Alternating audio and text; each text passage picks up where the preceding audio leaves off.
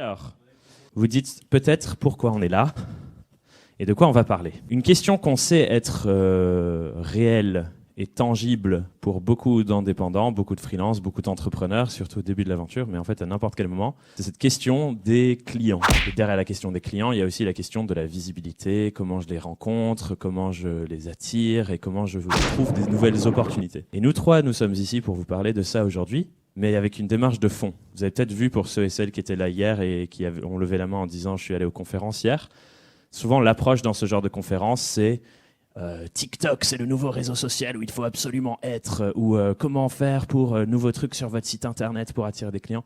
C'est souvent des démarches de le truc à la mode, le nouveau hack, la nouvelle technique. Et ici, on va davantage se concentrer sur le fond, avec une réflexion de c'est quoi les critères qui font que, de manière régulière et durable, on va attirer des opportunités pour nos entreprises. Et la petite histoire par laquelle on va vous en parler, c'est l'histoire de nous trois, mais aussi de toutes ces autres personnes qui sont un petit groupe qu'on a constitué il y a 3-4 ans maintenant à peu près, au moment où on a démarré nos propres activités respectives, et l'histoire de comment on est passé de ce petit groupe qui démarre en mode on a plein d'idées et on veut avancer ensemble, à, ici pour le salon, on a été invité à venir intervenir dans une conférencière, une conférence ce matin et sur un stand, et qu'est-ce qui fait qu'on a été invité.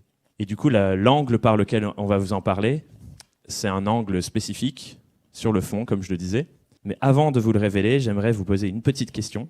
Donc juste prendre 30 secondes et essayer de réfléchir à cette question. Pour vous, c'est quoi le critère fondamental qui fait que dans le temps, vous allez continuer d'attirer des opportunités pour vos entreprises respectives ?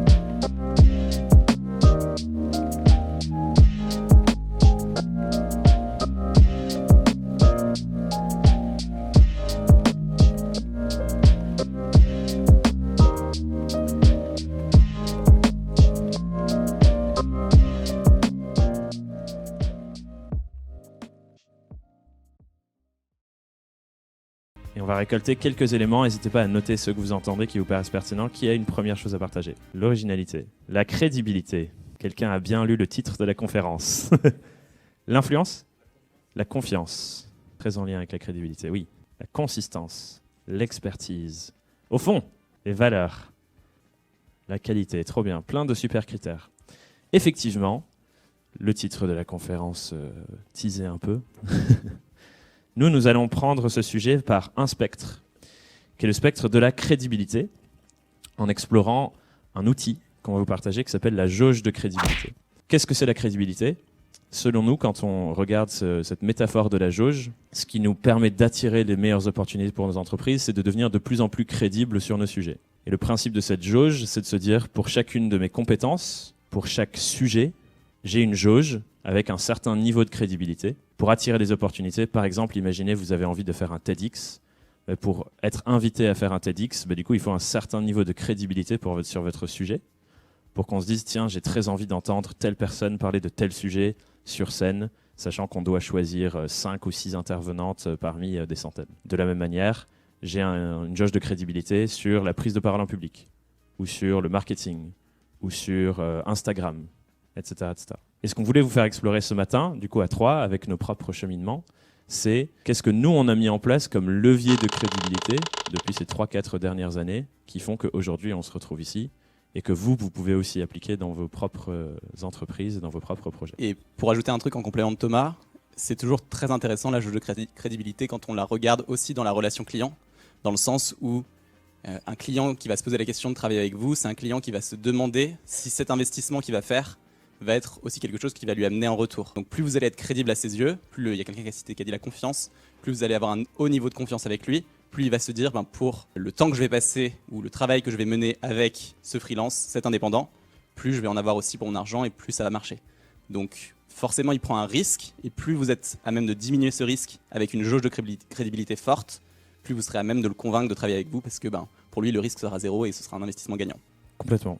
Et du coup, le premier point de crédibilité dont voulez-vous parler, qui est un peu ce qui nous a rassemblés dès le début, tous les trois, avec le reste de notre groupe dont je vous parlais tout à l'heure, c'est une posture de créateur plutôt que consommateur. Et je vais laisser Romain nous donner son avis là-dessus.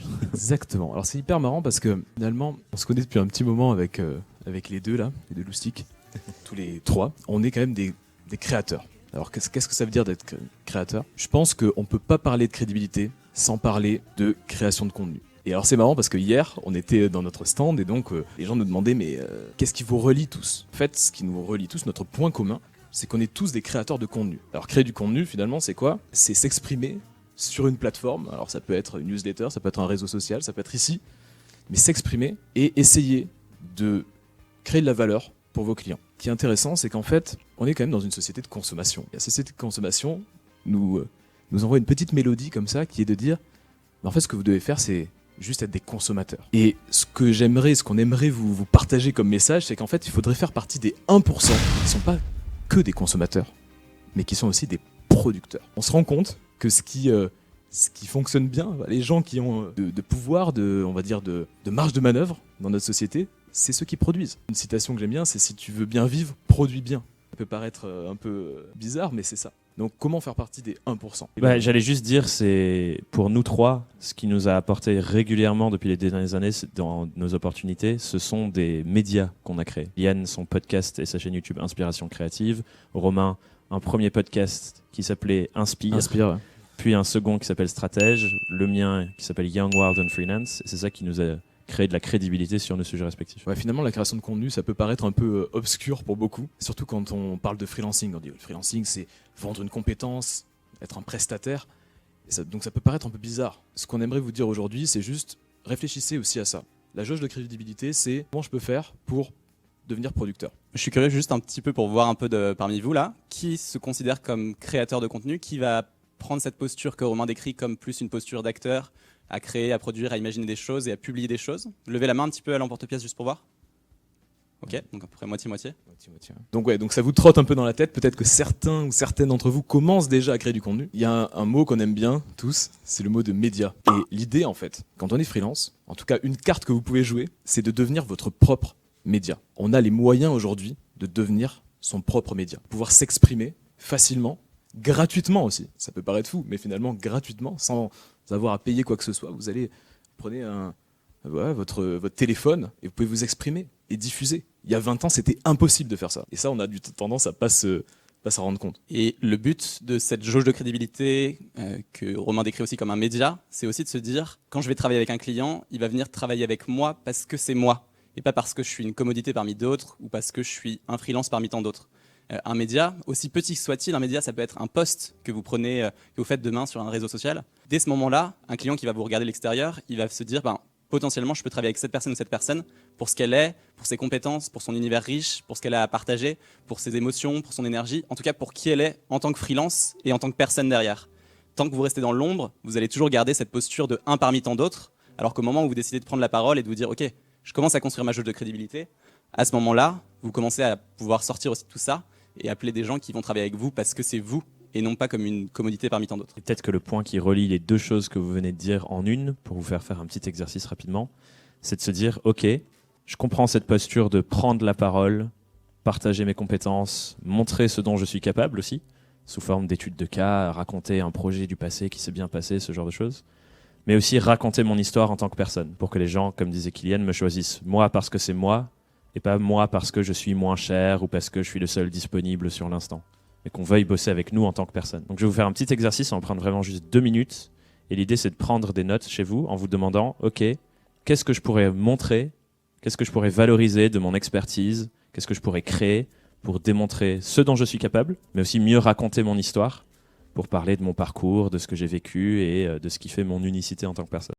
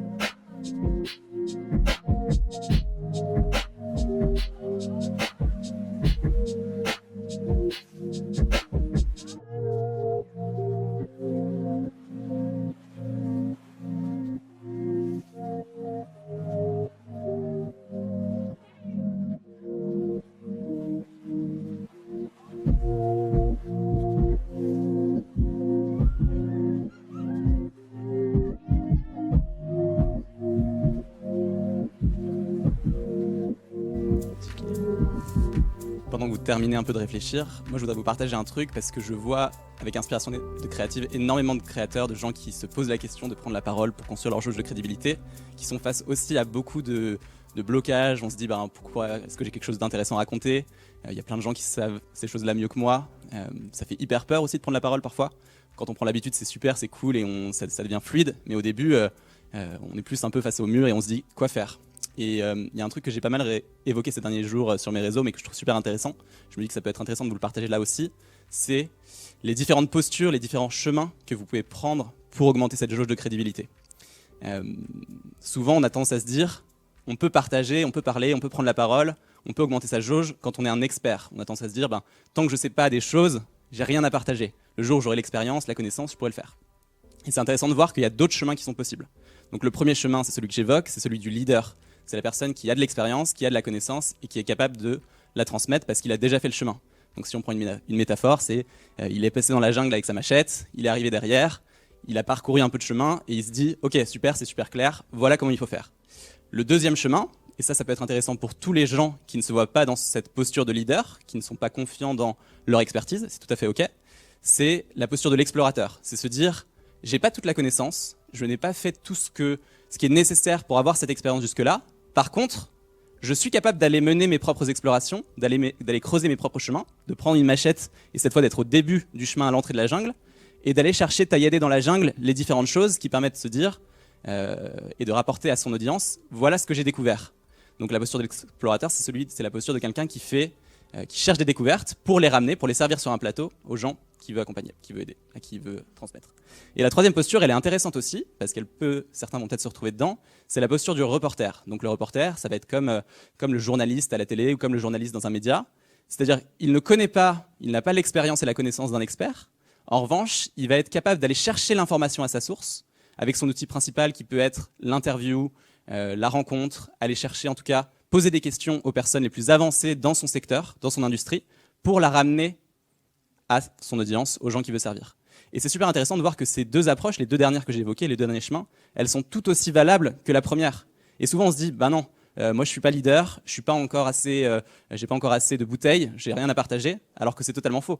Vous pouvez être explorateur, vous pouvez être reporter, et vous pouvez être aussi les trois. Et d'ailleurs, souvent le chemin de l'explorateur, vous avez vu mon petit mime c'est un peu nul, mais voilà, souvent le chemin de l'explorateur, il amène aussi au chemin du leader. C'est-à-dire que vous êtes au début à l'entrée de la jungle, et après 2-3 ans, ou après un certain temps, quand vous aurez acquis cette bouteille, vous allez vous retrouver au bout du chemin, et là, vous aurez cette posture aussi de leader. Donc pour tous ceux qui ont levé la main un peu timidement tout à l'heure, ou qui se disent, ouais, mais moi parfois je sais pas trop quoi partager, parce que je suis pas assez en avant sur le chemin par rapport à d'autres, ou aux gens que j'ai envie de servir, aux gens que j'ai envie d'aider, pensez qu'il y a aussi ces deux autres chemins, qui sont pas au bout du chemin derrière la jungle, mais qui sont tout aussi intéressants et qui ont tout autant de valeur pour les gens qui vont vous suivre. Et d'ailleurs, je vous encourage tous à ouvrir vos yeux dans les prochains jours sur LinkedIn, sur Instagram, peu importe les réseaux sur lesquels vous êtes, et regardez les postures de chacun. Vous allez voir les leaders, il y en a, mais regardez aussi des gens qui n'ont pas l'expérience, et vous allez voir qu'il y a plein d'explorateurs, qu'il y a plein de reporters, et qui, pour vous, c'est tout aussi intéressant de les voir et de les suivre. Et ce que je voulais rajouter, vraiment les trois postures super intéressantes, parce que yes, surtout le petit truc dans la jungle. Mais en fait, ce qui est aussi assez intéressant, c'est qu'on peut simplement documenter son quotidien. Et ça peut paraître un peu simpliste, mais là, par exemple, vous êtes en train de regarder une conférence. Rien que le fait de prendre son téléphone et de dire « je suis en train de regarder cette conférence, je suis en ce moment au salon SME », en fait, ça apporte de la valeur. Ça peut paraître simpliste, mais ça apporte beaucoup de valeur, parce que tout simplement, les gens peuvent se mettre un peu dans votre peau, avoir de l'information simple. Donc documenter son quotidien, c'est aussi une technique intéressante. Je ne sais pas dans quelle strate on pourrait le mettre. Clairement, pour moi, c'est la posture de l'explorateur, c'est-à-dire que vous ne savez pas tout. Vous venez ici à une conférence, peut-être que vous allez en tirer certains apprentissages, peut-être que vous allez pouvoir les partager. Moi, je ne peux que vous encourager à vous dire faites-en quelque chose. Et vous ne savez pas tout, vous n'êtes pas sur scène avec nous, mais par contre, vous êtes clairement en train d'aller chercher l'information, en train de mener votre petite exploration en venant au salon SME, et il y a des choses à partager peut-être derrière. Des choses à transmettre. Ouais. Posture de l'explorateur dans tout ce qu'il y a de plus ordinaire, en fait. En fait, on a tendance à se dire que ce qu'on fait, c'est trop ordinaire pour être partagé, alors qu'en fait, souvent, ça apporte beaucoup de valeur aux gens. Et c'est un peu ce que font, mine de rien, les influenceurs. Les influenceurs, parfois, ils sortent de chez eux, ils rentrent dans leur voiture, et on regarde. On ne sait même pas pourquoi on regarde, parce qu'en fait, on est attiré par l'ordinaire. L'être humain est attiré par ce qui est ordinaire. Et n'oubliez jamais ça, parce que vraiment, dès maintenant, là, vous pouvez créer du contenu. Dès maintenant, dès aujourd'hui, là, dans 2 minutes, vous pouvez créer du contenu. Donc voilà, c'était le petit truc que je pourrais...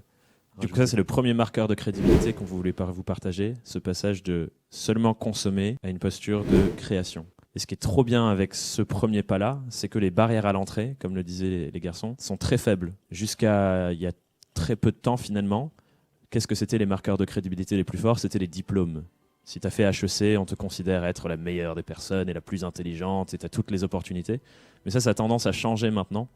Il y a des personnes qui ont quasiment même pas de diplôme ultra reconnu comme ça, mais qui ont créé du contenu sur un sujet pendant 30 ans, qui deviennent des experts reconnus alors qu'ils n'ont pas fait d'études. Et donc, les diplômes, il y a des très fortes barrières à l'entrée qui sont monétaires, il faut passer des concours parfois difficiles. Romain vous partagera sur notre stand son expérience en école de commerce si ça vous parle. Et donc, créer du contenu, il y a très peu de barrières à l'entrée. On va sur le réseau qu'on souhaite, on commence. On n'est même pas obligé d'acheter beaucoup de matos pour faire des vidéos sur YouTube, son téléphone suffit aujourd'hui. Donc les barrières à l'entrée pour engager cette première posture de création, elles sont faibles. Et la deuxième chose dont on voulait vous parler, qui va beaucoup avec la posture dont parlait Kylian du reporter, c'est un autre marqueur de crédibilité qui est ce qu'on pourrait appeler, si on commence à explorer les effets de biais cognitif, le biais de halo, c'est-à-dire les associations qu'on construit avec des personnes qui ensuite font bonne figure sur nous. Et je voulais entendre Kylian là-dessus parce qu'avec son podcast Inspiration créative, il interviewe des personnes qui sont incroyables dans leur domaine de la création, comme Bernard Werber par exemple. Il y a peut-être des fans de Bernard Werber dans la salle. Kylian a passé 1 heure et quelques avec ces merveilleux hommes pour comprendre comment ça se fait qu'il est capable de créer autant de belles choses. Kylian, je veux bien t'entendre sur ce que ça t'a apporté de rencontrer tous ces gens-là pour ta crédibilité. Yes, merci Thomas d'expliquer que je n'existe que par la renommée des autres. Non, blague à part.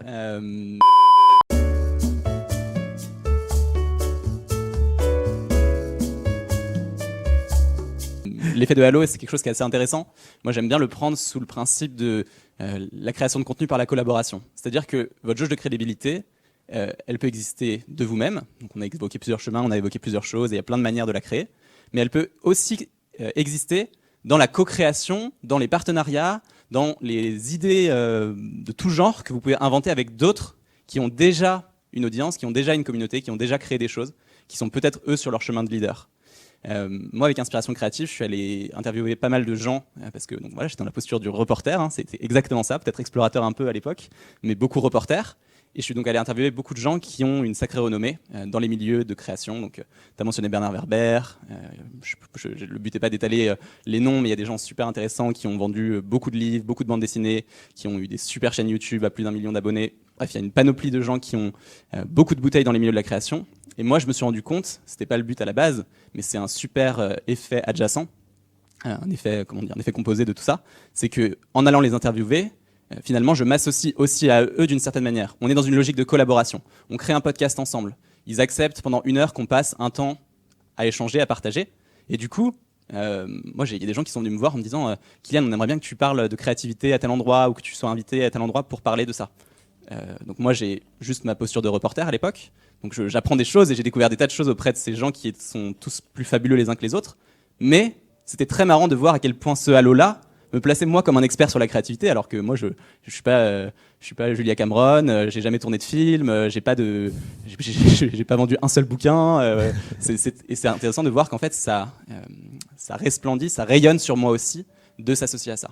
Et je pense que c'est une bonne leçon aussi pour chacun d'entre vous ici, c'est de vous dire aussi, sans chercher la renommée ou le halo pour la renommée, en elle-même ça sert à rien, mais de vous dire voilà, cette posture de reporter, elle peut vous permettre d'aller co-créer des choses avec des gens dans votre réseau, avec des gens qui sont parfois un peu plus avancés, un peu plus leaders que vous, et qui vont vous permettre vous aussi de rayonner avec ça.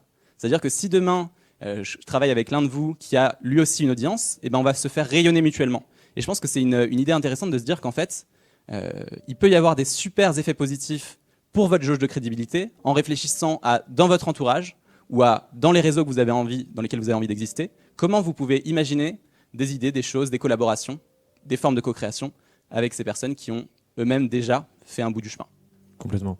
Et ce que je voulais rajouter, c'est que c'est une démarche qui est non seulement intéressante sur le moment, mais qui est super durable. Et le premier podcast de Romain est un super exemple de ça. Donc ça s'appelait Inspire, et il est parti interviewer des entrepreneurs qui sont dans la transition écologique, le recyclage, des sujets hyper importants pour notre ère, je pense. Et depuis qu'il a arrêté ce podcast, tu me diras quand c'était, mais il continue d'avoir des opportunités, même aujourd'hui, de personnes qui lui proposent des choses, alors qu'il ne fait plus le podcast du tout, ça fait des années, quoi. Exact, podcast qui a fait, je crois que c'était 12 épisodes, un truc comme ça. Le dernier épisode, c'était en 2020, 2 ans plus tard. En fait, j'ai des opportunités, des gens qui viennent me proposer des choses. Donc en fait, juste, c'est vrai qu'on sous-estime aussi le fait de juste tendre le micro à quelqu'un. C'est apprécié, en fait. Les gens aiment qu'on leur tende le micro, aiment raconter un peu ce qu'ils font. C'est pas si compliqué que ça de demander à quelqu'un, est-ce que je peux t'interviewer ? Est-ce qu'on peut échanger et juste enregistrer ce moment ? Pas si compliqué que ça. Et effectivement, l'effet cumulé et le côté hyper durable du contenu d'interview, c'est juste incroyable. Je ne sais pas si vous connaissez Génération Do It Yourself, qui est un podcast d'interview. Il y a 400 épisodes et on peut écouter les épisodes d'il y a 4 ans et ça a toujours autant de valeur. C'est pas si difficile que ça. On tend le micro à quelqu'un, ça le place lui en position de leader et finalement on crée un contenu qui est durable. On profite des effets cumulés de ce contenu. Et je rebondirai juste sur un point très important, parce que là, on illustre nos propos avec des exemples qui sont des exemples de podcasts, où on a suivi la métaphore du reporter, etc. C'est très bien. Mais cette co-création, cette collaboration, ces partenariats, ils peuvent se faire de plein de manières différentes, y compris de manières qui n'existent pas spécialement aujourd'hui. C'est-à-dire que vous pouvez proposer des tas d'idées qui sont ces exemples-là de collaboration. Romain prend l'exemple d'Inspire avec le podcast. Moi aussi, j'ai pris le même exemple avec Inspiration Créative. Mais demain, le SME, par exemple, aujourd'hui, là où on est, c'est une collaboration entre le SME et nous. Donc, le salon rayonne aussi. Il y a des gens qui sont là parce que nous, avec tous les trois, on s'est dit on fait une conférence mardi matin, venez tous, c'est trop bien. Et peut-être que certains n'auraient jamais connu le SME sans ça. Et donc, on est aussi dans une logique de collaboration avec eux. Et donc, je veux juste sortir de ça et vous dire que c'est pas juste un podcast. Certains s'en foutent des podcasts et c'est très bien. C'est juste de se dire, il y a plein de manières de collaborer et les meilleures idées, quelqu'un a cité l'originalité tout à l'heure, je crois que c'était toi. Non, je suis pas sûr. Quelqu'un a cité l'originalité, oui, c'était toi derrière. Il y a plein de manières originales de vous dire aujourd'hui, vous pouvez co-créer, vous pouvez collaborer. Et j'ai envie de dire, plus votre idée sera inventive, plus ça va aussi marquer l'esprit de la personne en face. Et elle va se dire, ah mais c'est trop bien, on va faire quelque chose. Vous pouvez demain organiser une conférence comme ici, vous pouvez demain organiser faire un lead magnet, un PDF ensemble, inventer un cours. Je sais pas, je vais pas brainstormer des idées comme ça. Venez me voir, on en discutera si vous voulez. Mais il y a vraiment plein de manières de collaborer et de profiter de cet effet de halo. Et le deuxième truc, juste pour compléter, je te laisse la parole après, mais je voulais juste dire un truc, c'est que ici on mentionne une forme de la jauge de crédibilité, la renommée, mais ce truc-là n'est pas un but en soi, c'est plutôt un effet composé de vos actions, de vos bonnes idées, de vos idées de collaboration, et vous allez bénéficier de ce halo qui va resplendir, qui va rayonner sur vous aussi. Mais on n'est pas là pour, on est plutôt dans une démarche authentique de cette approche, de développer des clients, de construire sa marque, etc. Le but n'est pas de chercher la renommée pour la renommée. Le but est de se dire, voilà, comment on peut créer des idées intéressantes avec d'autres et faire bénéficier tout le monde dans ce cercle vertueux. Et donc, de la même manière, maintenant qu'on a parlé de ça, je vais vous faire travailler vous pour vous, en vous demandant qui sont les personnes dans mon industrie, dans mon sujet, ou qui maîtrisent super bien les compétences que j'ai et que j'ai envie de valoriser dans mon entreprise, avec qui je pourrais discuter et du coup enregistrer quelque chose, organiser quelque chose, mais juste essayer de lister c'est qui les personnes qu'on jugerait influentes sur vos sujets à vous, pour essayer de voir comment je peux me connecter avec ces personnes. Je vais remettre la petite musique et je vous laisse bosser sur ça 2-3 minutes.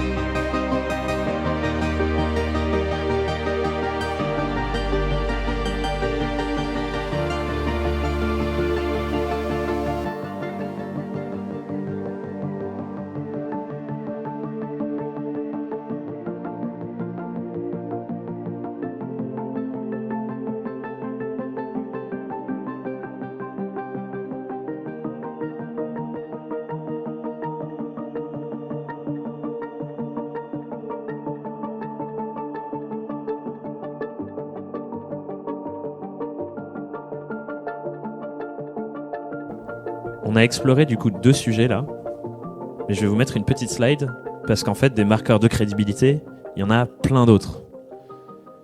Et je vous invite à prendre une photo de la petite liste ici et vous demander pour chacun de ces marqueurs de crédibilité comment je peux aller les développer, les acquérir et les réutiliser dans la durabilité. Je vous donne quelques petits exemples. On parlait là de biais d'association. Ces associations, ça peut aussi être aussi avec des marques. En début d'année, moi, j'ai eu l'opportunité de faire une tournée en France pour faire des formations pour les freelances avec Adobe. Et depuis, le fait d'avoir eu une collaboration avec Adobe, c'est quelque chose qui continue de me rapporter à la fois des opportunités, à la fois des super questions. Comment t'as fait pour bosser avec Adobe? Ça a l'air trop bien ce que vous avez fait. Donc ça, c'en est un qui est très chouette. Ça va avec Personne Proche, l'effet de halo.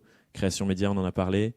La présence médiatique. Notre présence au salon SME, c'est sûrement un truc qu'on va continuer de réutiliser tous les 3 par la suite en tant que marqueur de crédibilité. On était au salon SME, on a fait une conférence sur tel sujet. Ça peut embarquer aussi des gens qui se disent « Ah bah oui, bah, s'ils étaient au salon SME et qu'ils ont fait une conf, forcément, ils ont l'air crédibles sur ce qu'ils racontent. » Donc, continuez de faire ça. Il y a Safia qui est sur notre stand qui vient de sortir son livre. Ça, en France, c'est un super marqueur de crédibilité. Quand on écrit un livre sur un sujet, tout le monde se dit « Wow !» Alors ça doit être quelqu'un qui sait ce qu'il fait. Et du coup, il y en a plein d'autres. Mais l'idée, c'est de se dire comment aussi je peux orienter mon activité et mes actions pour aller construire ces marqueurs qui vont m'accompagner ensuite pendant le reste de ma carrière. Et de les construire petit à petit comme on construirait une maison, comme on construirait une cathédrale. Donc prenez ça en note. Et ce que je vous propose, c'est qu'on fasse des petits échanges de questions-réponses, soit sur cela, soit sur ce qu'on a vu avant. Ça, si Kylian, tu veux rajouter un truc avant. Et juste pour compléter ça, c'est très intéressant aussi de voir que sur chacune de ces catégories et toutes les autres que vous trouverez en tant que marqueurs, il peut y avoir vraiment différents niveaux. Et à chaque fois, essayez de vous dire comment je peux aller chercher par rapport à ma situation à moi sur ce marqueur-là, un cran au-dessus de ce que je sais déjà faire. C'est-à-dire que par exemple, avant d'écrire un livre, peut-être que pour vous, le premier marqueur, ce sera effectivement d'être régulier sur un blog ou d'être régulier pour publier quelque part. Mais forcément, le marqueur de crédibilité de livre, il va avoir plus d'impact que votre article de blog qui a été lu par quelques personnes sur votre site. Donc c'est intéressant de vous dire, voilà, comment à mon niveau, sur chacun de ces curseurs, je peux mettre une étape, une brique, une autre, etc. pour aller de plus en plus loin sur ce marqueur et augmenter sur cette catégorie-là ma jauge de crédibilité. Et ça revient à chacun d'entre vous de vous dire, voilà, pour moi, ce sera peut-être mes 100 premiers abonnés sur ma newsletter. Pour d'autres, ce sera peut-être mon premier cas client que je vais partager sur les réseaux. Pour d'autres, ce sera une interview avec Tim Burton. Je raconte n'importe quoi, mais... Non, mais ça peut être très loin et allez-y à votre niveau en essayant toujours de repousser ça à votre niveau. Je veux dire, il y a des gens qui sont très bons à un endroit, très bons et beaucoup moins bons à un autre. Allez-y juste de votre étalonnage à vous. Et par contre, essayez de vous dire, voilà, sur chacun de ces curseurs, plus je suis capable d'aller chercher un curseur qui a de l'importance, plus aussi la jauge de crédibilité va augmenter vite sur ce truc-là.